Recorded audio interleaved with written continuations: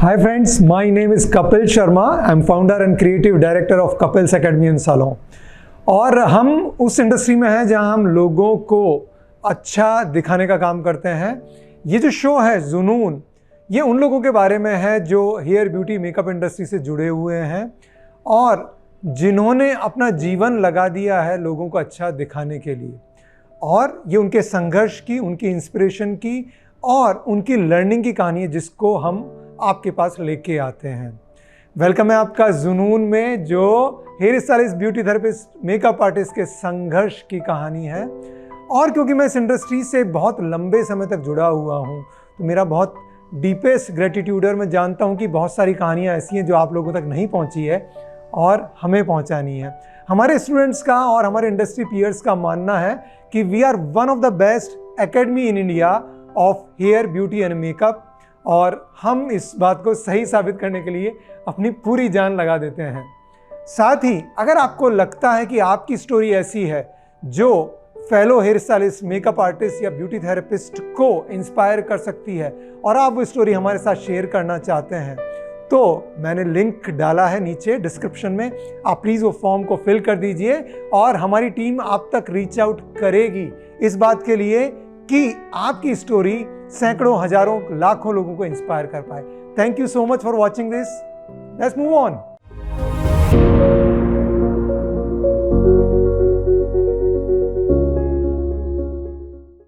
हाय दीपक, स्वागत है आपका जुनून के नए एपिसोड में। एंड आज मैं सुपर थ्रिल्ड हूँ क्योंकि दीपक मेरे साथ हैं और एक तरीके का ये मेरा खुद से मिलने का मौका है दीपक के थ्रू।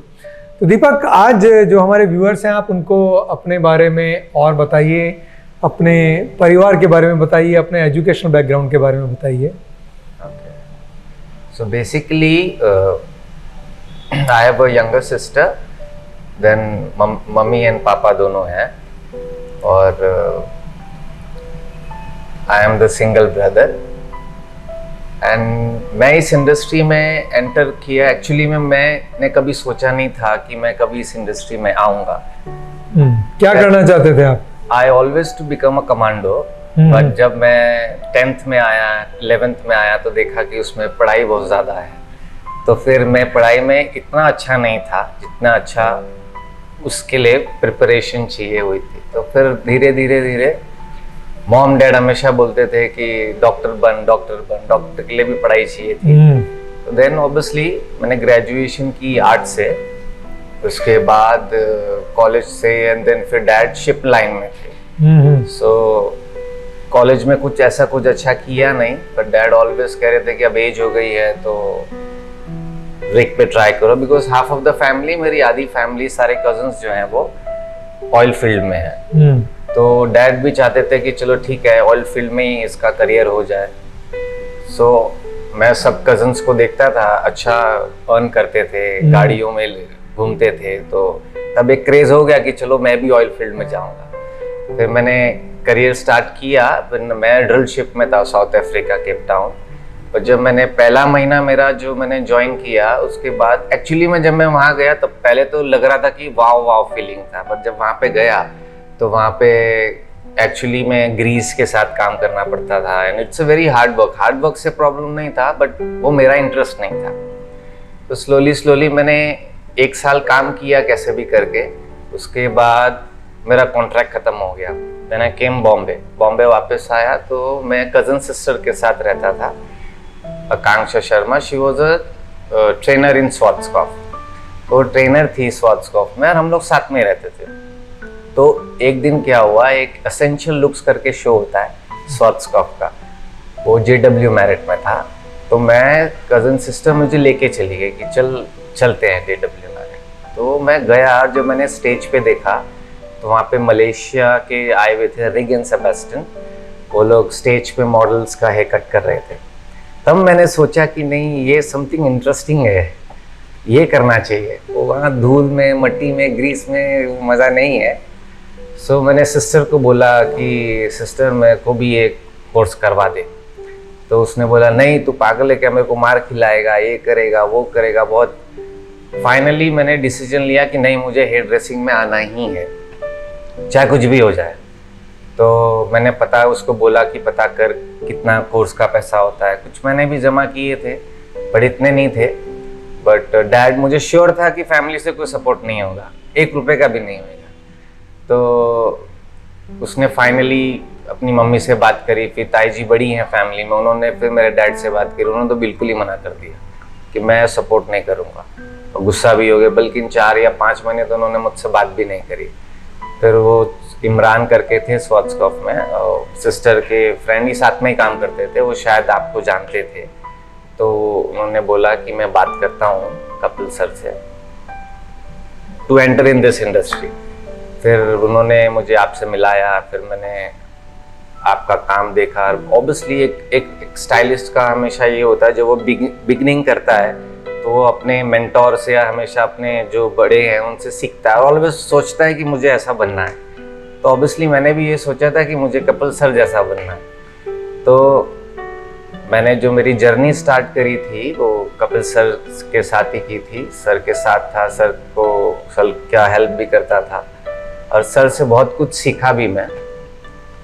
फिर धीरे धीरे मेरे को अपॉर्चुनिटी आई लैक्मे से, तो मैंने सर से डिस्कशन किया। तो सर ने मुझे बोला, नहीं, अगर अच्छी अपॉर्चुनिटी है तो गो अहेड, आप जाओ, आगे बढ़ो। तो मैंने लैक्मे में ज्वाइन किया। फिर भी मेरी फैमिली ने मुझसे कोई बात नहीं करी और मैंने स्ट्रगल बहुत किया क्योंकि आदत नहीं थी ट्रेन की। ट्रेन में मैंने ज़िंदगी में ट्रैवल नहीं किया। तो मेरा फर्स्ट डे था लैक्मे का, मैं मलाड स्टेशन गया और जब मैंने टिकट लेके जब मैं गया वहाँ पे, तो सारे लोग ऑलरेडी लोडेड थे, बाहर लटक के जा रहे थे। तो मैंने कहा एक ट्रेन गई, दूसरी ट्रेन में भी लटक के आ रहे हैं। मैं घुसूँ कैसे, वो घुसने नहीं दे रहे। मैंने कहा अभी लेट हो रहा है, मैंने रिक्शा पकड़ा और मैं खार डांडा में था, ओपन किया था, वहाँ पे चला गया। फिर जैसे मैं गया, मैंने कहा 150-200 रुपये लगे। मैंने कहा ऐसे करूँगा तो एंड ऑफ द डे मेरा जो ये 10-11 हज़ार रुपये का बेसिक सैलरी है तो पूरा ही निकल जाएगा। मैंने कहा अब तो कुछ तो करना पड़ेगा, भले लटक के जाना पड़ेगा और जाऊँगा जरूर। फिर थर्ड डे मैंने ठान ली कि मैं अब लटक के जाऊँगा। तो फाइनली मुझे वो पोल मिला, मैं लटक के गया। 2-3 स्टेशन में थोड़ा हार्ड होता है, उसके बाद घुसने मिल जाता है। तो धीरे धीरे 15 दिन 20 दिन में मैं यूज्ड टू हो गया। फिर तो कोई प्रॉब्लम नहीं हुई क्योंकि ट्रेन का यूज्ड टू हो गया। 1 महीने में मैं सेट हो गया था। अब समझ में आ गया बॉम्बे में कैसे। 1 मिनट यहाँ पे रुकते हैं। जो ट्रेन पे चढ़ने का एक्सपीरियंस है ना, वो आपका कंप्लीट एक्सरसाइज एक्सपीरियंस है। आप पहले पैदल चल के स्टेशन पे जाते हो और आप टिकट लेते हो, तो ये आपका वार्म अप है। फिर आप स्टेयर्स पे चढ़ते हो, तब एस्केलेटर नहीं होते थे, और आप पर्टिकुलर प्लेटफॉर्म पे पहुंचते हो, तो वार्म अप की इंटेंसिटी थोड़ी बढ़ रही है। फिर एक्साइटमेंट है आपकी ट्रेन आ रही है कि नहीं आ रही है। ट्रेन आती है, फिर आप भाग के उसके अंदर जाने की कोशिश करते हो, या ट्रेन लेट हो रही है तो आप भागने के पकड़ने की कोशिश करते हो। ये आपका कार्डियो हो गया। जब आप उसमें अंदर घुसते हो, आपको आगे पीछे लोगों को करना पड़ता है, पोल पकड़ना पड़ता है, अंदर घुसना पड़ता है। ये आपकी स्ट्रेंथ ट्रेनिंग है। और उसके बाद मसाज होती है वहाँ पे, जो मुंबई की ट्रेन की गर्दी है। तो अच्छा है, ये इंसान को फिट रखता है। और दीपक से, जैसे कि मैंने बोला आज के एपिसोड की शुरुआत में, कि मेरी खुद से मुलाकात है। तो मैं भी एक ऐसे शहर से बिलोंग करता था कि जहाँ लोगों को पब्लिक ट्रांसपोर्ट में नहीं जाना होता था। मेरी भी फैमिली ने बिल्कुल मना किया, और जैसे दीपक की इच्छा थी, मैं भी डिफरेंट प्रोफेशन को चुनना चाहता था। कभी मुझे लगता था कि मैं नेशनल डिफेंस एकेडमी में जाऊं, कैडेट बनूं, 2nd लेफ्टिनेंट बनूं और सेना में सर्व करूं। फिर मुझे लगा कि अगर मैं फाइटर पायलट नहीं बन रहा तो नेवी में चला जाऊं, मर्चेंट नेवी में चला जाऊं, पैसा भी अच्छा है, ऑल दोज थिंग्स। और घर वालों ने, ग्रैंड पेरेंट्स ने बिल्कुल सपोर्ट नहीं किया। एंड यहाँ आके मुंबई हमेशा आना चाहता था। और जब ट्रेन की भीड़ भाड़ देखी, तो जब भी पहले मैं सुनता था तो मुझे लगता था क्या बड़ी बात है, ट्रेन ही तो है, चढ़ जाएंगे। लेकिन जब पहली बार कम्यूटिंग के लिए गर्दी देखी तो दहशत गर्दी दिमाग में छा गई। लेकिन ये शहर आपको सिखा देता है 2-3 दिन में, और फिर आप पन्ने खा हो जाते हो। और 3-4 दिन बाद फिर बॉडी मसाज आपको अच्छी लगने लग जाती है ट्रेन में। सो आई एम वेरी ग्लैड दीपक कि आज आपसे यहाँ बात हो रही है, और आपकी जर्नी के थ्रू मैं अपनी जर्नी को रिविजिट कर रहा हूँ। यस, फिर क्या हुआ? फिर 3 दिन में आदत हो गई? हाँ, आदत हो गई। फिर उसके बाद लैक्मे में वो लैक्मे फैशन वीक हुआ करता था, तो उसमें काफ़ी सारी चीज़ें होती है हेयर इंडस्ट्री में कि आप नए आदमी आते हो, पुराने आदमी आपको दबाने की कोशिश करते हैं। जैसे मैनेजर से नहीं जमी तो वो भी निकालने की कोशिश करती है। लोगों ने मुझे बहुत निकालने की कोशिश की। ये सब हुआ आपके साथ? हाँ, तो इवन CEO भी आया सैलून में, बोलते दीपक आपका रिटेल सही नहीं है और आप कम बात करते हो, आप बोलते नहीं। तो मेरे कंधे पे हाथ रख के बोला, अब उनको बता जो तुम्हारे पीछे बोलते हैं कि तू बोलता नहीं है, तेरा रिटेल नहीं जाता है, उनको करके दिखा। और बिलीव मी, मैंने कंटिन्यूस 3 टाइम्स लैक्मे में अवार्ड जीता।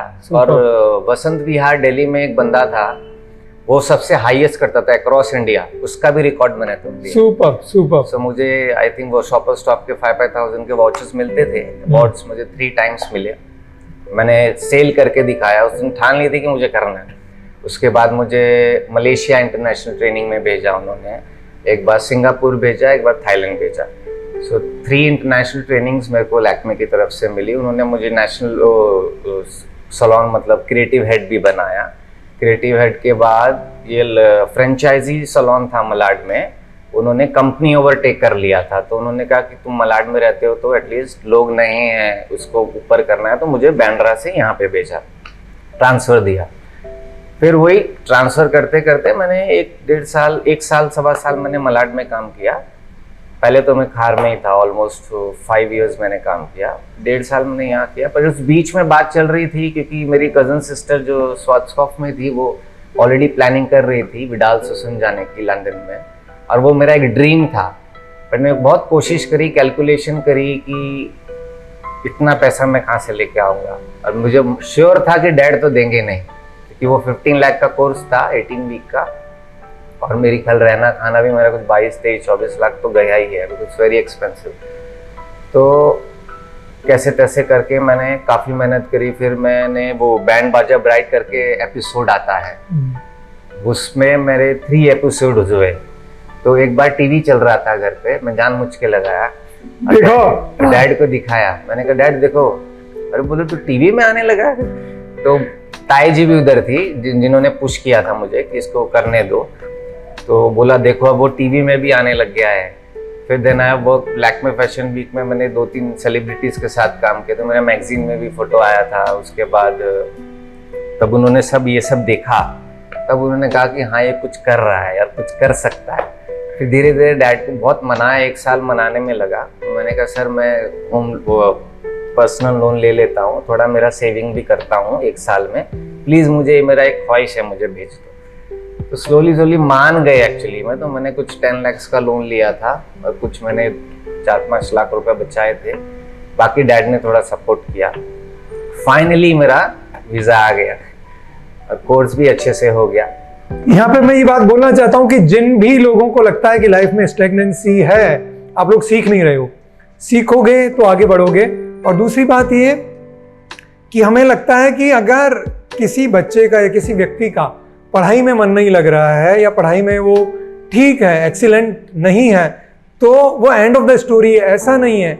जब आपको अपनी इंटरेस्ट का फील्ड मिलता है या किसी फील्ड को आप अपना इंटरेस्ट का फील्ड बना लेते हो, तो आप उसमें मेहनत करते हो, स्ट्रगल करते हो, जो आपके वीक एरिया उन पे काम करते हो। और अगर आपको एक कोर्स करने के लिए 10, 12, 15, 20, 25 लाख रुपए खर्च करने पड़े, तो आप जोड़ के, लोन लेके, फैमिली से लेके भी करते हो। इट इज़ नॉट दैट कि आपके रास्ते बंद हो गए, इट इज़ दैट कि आपने अपनी रिगर को सही जगह अप्लाई नहीं किया है। और दीपक के केस में हमें ये बिल्कुल क्लियरली देखने को मिलता है कि जब उन्होंने ठान ली कि इस इंडस्ट्री में काम करना है, तो एजुकेशन पे उन्होंने 15, 20, 25 लाख रुपए खर्च किए सिर्फ एक सिंगल कोर्स में। यस दीपक, वेरी इंटरेस्टिंग। उसके बाद कोर्स किया, आया वापस, तब मैंने वहाँ पे जो हेयर ड्रेसिंग देखी, क्योंकि जो मैं पहले करता आ रहा था वो बहुत अलग था, और जो मैंने वहाँ सीखा वो बहुत ही अलग था। मतलब मैंने देखा कि जो मैं कर रहा था वो एक्चुअली कुछ भी नहीं था। तो मुझे ऐसा लगा वो कोर्स करके, मैं इतना कॉन्फिडेंट था कि मैं जब इंडिया जाऊँ तो मैं एजुकेशन लाइन में आऊँ और मैं लोगों को सिखाऊँ कि क्या गलत है क्या सही है। सो उसके बाद जब मैं वापस आया तो मुझे लैक्मे एब्सोल्यूट प्रीमियम, जो एक सैलून था इंडिया का फर्स्ट यूनिसेक्स लैक्मे एब्सोल्यूट, वो लोगों ने मुझे ऑलरेडी लंदन से मैसेज कर रहे थे कि तुम लंदन से कब आ रहे हो। तो हमारी बातचीत हो रही थी, तो एचआर ने मुझे बुलाया। तो मैं ही एक लैक्मे का बंदा था पुराना जो लैक्मे एब्सोल्यूट में था, बाकी सब नए हायर थे। कोई जूस से था, कोई जेसीबी से था। वो एक प्रोटोकॉल था कि लैक्मे से कोई नहीं आएगा, सिर्फ मेरे को ही लिया गया। उसके बाद जब मैं वहाँ गया, मैंने 3-3.5 साल काम किया, बट मैंने जो सोचा वहाँ पे कि जो मैं शॉर्ट हेयर कट सीख के आया हूँ वो यूटिलाइज नहीं हो पा रहा है। I mean, जो मैंने इतना पैसा खर्च किया वो यूटिलाइज नहीं हो रहा है। आ भी रहे हैं तो लेंथ शॉर्ट नहीं चाहिए। और लैक्मे तो basically is for ladies only. Men's तो फर्स्ट टाइम इंडिया में लाए थे, तो मेंस इतना होता भी नहीं था। तो मैंने कहा नहीं, अब तो कुछ ऐसा ब्रांड चूज करना पड़ेगा जहाँ पे मेरा जो स्किल्स है वो यूटिलाइज हो। तो उस टाइम पे इंटरनेशनल ब्रांड जेसीबी था वो टाइम पे। तो मुझे वही लोगों ने बोला कि जेसीबी क्यों नहीं ज्वाइन करता है। तो मैंने फिर जेसीबी ज्वाइन किया और मैंने बात करी, उसके बाद इंटरव्यू दिया, पास हो गया। तो मैं मुझे मेरा फर्स्ट था बैंड्रा में मुझे एज अ टॉप स्टाइलिस्ट उन्होंने रिक्रूट किया। फिर वहाँ से मैंने काफ़ी साल काम किया ऑलमोस्ट मैं 4-4.5 साल मैंने काम किया। उसके बाद उनके थोड़े प्रोटोकॉल्स चेंज हो गए कि आपका जितना बेसिक है उसका आपका इंटू 4 या 5 तो देना ही पड़ेगा। पहले ऐसा नहीं था और धीरे धीरे सबने छोड़ दिया, क्योंकि पहले जेसीबी जब आया था वो अच्छे ब्रांड्स को उठा के हाई सैलरी पे रखता था। उसके बाद धीरे धीरे उन्होंने अपने स्किल्स चेंजेस कर दिए। तो अभी जैसे मेरे भी सैलरी का कोई 10,000 माइनस हो रहा था बेसिक से, तो मैंने कहा नहीं, मेरे से नहीं हो पाया। और बेसिकली भी मेरे को ऑब्वियसली एजुकेशन लाइन में जाना था, मुझे कोई प्लेटफॉर्म नहीं मिल रहा था। तो फिर मैंने सोचा कि उस टाइम पे विपुल सर भी थे, तो काफ़ी शोज करते थे और मेरा एक हमेशा एक ड्रीम था जो मैंने देखा था जब मैंने रिक सेबेस्टियन को देखा था कि एक दिन तो ऐसा आएगा कि मैं स्टेज पे काम करूंगा। वो मैंने ठान ली थी। तो मैंने कहा स्टेज पे काम करने के लिए तो शोज करने ज़रूरी है। तो फिर मैं अप्रोच किया विपुल सर को, उन्होंने बुलाया, उन्होंने मुझे as a top stylist hire किया अपनी एकेडमी में और एज अ ट्रेनर ऑल्सो। पहले उन्होंने बोला पहले आपका ट्रेनिंग होगा 1 महीना, फिर then you will assist me. मतलब सर जैसे नहीं रहते या ही विल नॉट स्टैंड ना, वो ज़्यादातर खड़े नहीं होते। तो जितने भी जैसे एनवी के आगे, मिरर्स के आगे, वो के आगे, तो एक बार बताएंगे तभी हम लोग को खड़ा रहना पड़ता है। देन उनकी फिंगर्स देखनी पड़ती है, सही जा रहा है गलत जा रहा है। तो वो सब में मुझे एक्सपीरियंस बहुत अच्छा मिला। 1 साल जो है मैंने डट के काम किया, काफ़ी चीज़ें सीखा। उसके बाद मेरी कज़न सिस्टर जो थी वो लंदन चली गई, उसकी शादी हो गई। तो हमारा फैमिली बिजनेस था, ताईजी का है केरफर। तो उन्होंने बोला अब हेयर में तो कुछ संभालने वाला ही नहीं है, तो तू अब क्यों नहीं संभालता है, अपना घर का काम है तो तू हैंडल कर ले। तो मैंने सर से बात करी कैसा ऐसा है, तो सर ने बोला ठीक है सोच ले, मुझे बता दे, फिर भी तू आ सकता है, तेरे पास 4-5 साल है, कभी भी तू आ, कोई प्रॉब्लम नहीं। मैंने कहा ठीक है। फिर मैंने फैमिली बिजनेस हैंडल किया। वहाँ से हमारा जर्नी चेंज हुआ। अब वहाँ से क्या हुआ, हम लोगों को एलन ट्रूमैन का प्लेटफॉर्म मिला। एलन ट्रूमैन में मैंने बहुत मेहनत करी, मैंने सीखा। मतलब जितने भी इंडिया में लाने वाला जो एवान-गार्ड जो था वो सबसे पहला एलन ट्रूमैन में ही था और वो हम लोगों ने क्रिएट किया था। वो रात के 11-11 बजे भी प्रैक्टिस करते थे। कैसे तैसे सीख के कुछ न्यू लुक्स अप्रोच करके एलन ट्रूमैन के लिए हम लोगों ने स्टेज पे किया। वहाँ से जो है मुझे लोग जानने लगे, मतलब ऑल ओवर इंडिया। जैसे चेन्नई से लोग आते थे, किधर से दूर से लोग आते हैं देखने। वहाँ से लोग, मैं ब्लू हेयर था मेरा, तो ब्लू हेयर में बहुत फेमस था। तो ब्लू हेयर वाले the guy with blue hair, या तो काफ़ी सारे शोज किए एलन ट्रूमैन के साथ, सेमिनार्स किए क्रॉस इंडिया। उसके बाद एलन ट्रूमैन बंद हो गया।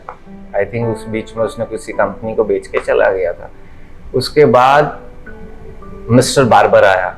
मिस्टर बार्बर ने ऑलरेडी हम लोग वो लोग जानते ही थे, बिकॉज एलन ट्रूमैन के लिए काफ़ी लोगों को था कि ये एक एलन ट्रूमैन ब्रांड है।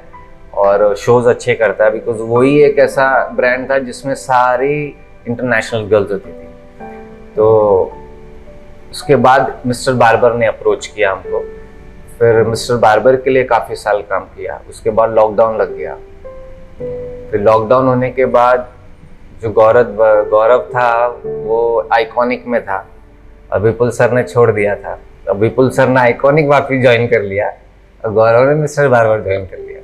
तो वो जो पीरियड था लॉकडाउन का, उसमें काफ़ी गैप भी हो गया था। और आई मीन एज एन, अगर देखा जाए तो एज एन एक्सपीरियंस बहुत ज़्यादा एक्सपीरियंस है शोज़ में मेरे से। बट ऑब्वियसली जो कंपनी सबसे पहले प्रेफरेंस उसी को देती है जो मार्केट में ऑलरेडी हायर उस पर रहता है। तो उसके बाद शोज छूट गए, लॉकडाउन हो गया। उसके बाद शादी हो गई मेरी। शादी होने के बाद मैंने डिसाइड किया कि नहीं, अब काफ़ी टाइम हो गया है, 3 साल हो गए हैं, अब बॉम्बे में आना ज़रूरी है। सर से हमारी बातें होती रहती थी, तो जब मैं आया तो मैं सबसे पहले सर से ही मिला। तो सर ने बोला क्या करना है, क्या डिसाइड करना है। मैंने कहा आप बताओ क्या करना है आप। तो सर ने मेरे लिए कुछ अच्छा प्रोफाइल रखा हुआ था, काफ़ी मतलब अट्रैक्टिव अप्रोच था सर का, कि मेरे लिए काफ़ी सारी चीज़ें रखी। उसमें काफ़ी सारी चीज़ें थी, ट्रेनिंग्स थी, देन इंटरनल एक्सटर्नल ट्रेनिंग्स था, डायरेक्टर था, काफ़ी सारी मैनेजमेंट के लिए भी सर ने मुझे रखा। एज अ बिजनेस पार्टनर भी सर ने मुझसे काफ़ी चीज़ें डिस्कस करी, और वो एक मेरे लिए जो पॉइंट रखा वो काफ़ी अच्छा था। और I am really appreciate for you. And उसके बाद ये जर्नी है मेरी। सुपर। तो इंडिया को ज़रूरत है ऐसे लोगों की जो पढ़े लिखे हैं, प्रेजेंटेबल हैं, जो इस इंडस्ट्री में अपना करियर बनाना चाहते हैं। तो दीपक जैसे लोगों की हमको बहुत ज़रूरत है। आप अगर सोचते हैं कि आपके अंदर वो क्रिएटिव एस्पिरेशन है, वो क्रिएटिव फायर है, तो प्लीज़ अपने आप को रोकिए मत, एक्सप्लोर कीजिए। जिंदगी में 2 चीज़ें इंपॉर्टेंट है। एक है कि आप जो काम करते हैं उससे आपको क्रिएटिव सेटिस्फैक्शन और फुलफिलमेंट मिले, आप सोसाइटी को किसी तरीके से कंट्रीब्यूट करें, और आप एक्सटर्नली सक्सेसफुल हों। और उसमें जो पहले 2 क्राइटेरिया हैं ये बहुत इंपॉर्टेंट है, कि आपका जेन्युइन सेल्फ एक्सप्रेशन हो, आप फुलफिल्ड फील करें, और फिर जुगत लगाएंगे तो थोड़ा पैसा भी बन ही जाएगा। सो दीपक, आई एम सुपर ग्लैड कि आज हम ये इंटरव्यू साथ में कर रहे हैं। मुझे ये बताइए कि आपके चैलेंजेस क्या रहे ये इस जर्नी के अंदर? चैलेंजेस इन एनी सेंस, चाहे वो शुरू में जब घर वालों ने सपोर्ट नहीं किया हो, या इकोनॉमिकल, या जब सिटी चेंज हो रही है, व्हाटएवर। शुरुआत में तो वही था कि सपोर्ट नहीं था, धीरे धीरे सपोर्ट आया। वो सबसे बड़ा चैलेंज था मेरे लिए, क्योंकि अगर मैं स्ट्रांग नहीं होता तो यहाँ मैं नहीं होता। बट मैं डटा रहा। काफ़ी टाइम था कि मैं सोचता था अभी क्या करूँ, बट मैंने हार नहीं मानी। और मेरा सबसे बड़ा चैलेंज था जब मैं लंदन गया विडाल ससून में, एंड ऑलरेडी 6.5-7 साल का एक्सपीरियंस था मुझे। तो जब मैं वहाँ गया और जब मैंने वहाँ कोर्स स्टार्ट किया, तो वो लोगों ने स्टार्टिंग 1 लेंथ से किया। तो मैंने सोचा ये 1 लेंथ के लिए मैं इधर थोड़ी ना आया हूँ, क्या है 1 लेंथ थोड़ी ना कुछ होता है। मैं इतना खर्चा 15 लाख का कोर्स करने आया हूँ, मुझे 1 लेंथ सिखाएंगे? 1 लेंथ सिखाएंगे मेरे को। एक एटीट्यूड होता है एक स्टाइलिस्ट का, बट लिटरली मैं बोलता हूँ मुझे कम से कम 1.25 महीना लगा वो एक 1 लेंथ को क्लियर करने के लिए। है मैं लिटरली रो गया था, और मैंने एक बार सोच लिया था कि मुझे हेयर ड्रेसिंग छोड़ देनी चाहिए। बट वो लोग कैसे कि स्टेप बाय स्टेप आगे बढ़ते हैं। अगर आपका 1 लेंथ क्लियर नहीं हो, आगे आपको नहीं बढ़ाएंगे, आपकी स्टेज को क्लियर नहीं करते वो। तो मैं मतलब लिटरली रोने लग गया था कि मेरे को मुझे छोड़ देनी चाहिए। मतलब मेरे पे इतना शर्म की बात है कि मुझे 1 लेंथ नहीं आ रही। बट लिटरली वो एक 1 लेंथ से मैं इतना सीख चुका हूँ कि उसको एक्चुअली में परसेप्शन बोलते हैं। मतलब जो जिस दिन आपने 1 लेंथ क्लिक कर दिया, आप वर्ल्ड का कोई भी हेयर कट कर सकते। So only 3 haircuts you need to learn. One is 1 length, the other one is graduation, and third one is layers. And अगर ये तीनों आप प्रिसीजन से करो तो दुनिया का कोई भी हेयर कट आप कर सकते हो। बात ये नहीं है कि अब 10,000 हेयर कट खराब तरीके से कर रहे हो, बात ये है कि क्या आप 3 हेयर कट प्रिसीजन से कर पाते हो। सो ये इंपॉर्टेंट है। और unlearning and relearning is important in any creative field, जो दीपक के साथ बात करके अभी हमें रियलाइज हो रहा है। दीपक, जो लोग हेयर स्टाइलिस्ट बनना चाहते हैं या हेयर ट्रेनर बनना चाहते हैं, उनको आप क्या बोलना चाहोगे? मैं एक जो मेरा एक्सपीरियंस बोलता है, सबसे पहले फॉर अ हेयर स्टाइलिस्ट और जो भी हेयर इंडस्ट्री में है, point 1 number is very important कि आपका एजुकेशन होना बहुत ज़रूरी है। दूसरा चीज़ कि जो इंसान सोचता है कि आई एम द बेस्ट, कोई भी बेस्ट नहीं है, क्योंकि आप एक बेस्ट स्टाइलिस्ट नहीं बन सकते, आप एक सक्सेसफुल स्टाइलिस्ट बन सकते हो। और जिस दिन आपने सोच दिया आई एम द बेस्ट, मीन्स आप जिंदगी में ग्रो नहीं कर सकते, क्योंकि लर्निंग कभी भी स्टॉप नहीं होती। आप वो हद तक बेस्ट हो गए, पर आगे लर्निंग जो न्यू आ रहा है उसके लिए कोई और भी बेस्ट हो सकता है। तो बेस्ट नहीं हो सकता, बट ऑलवेज लर्निंग बहुत जरूरी है। लर्निंग के लिए हमेशा आगे रहना चाहिए।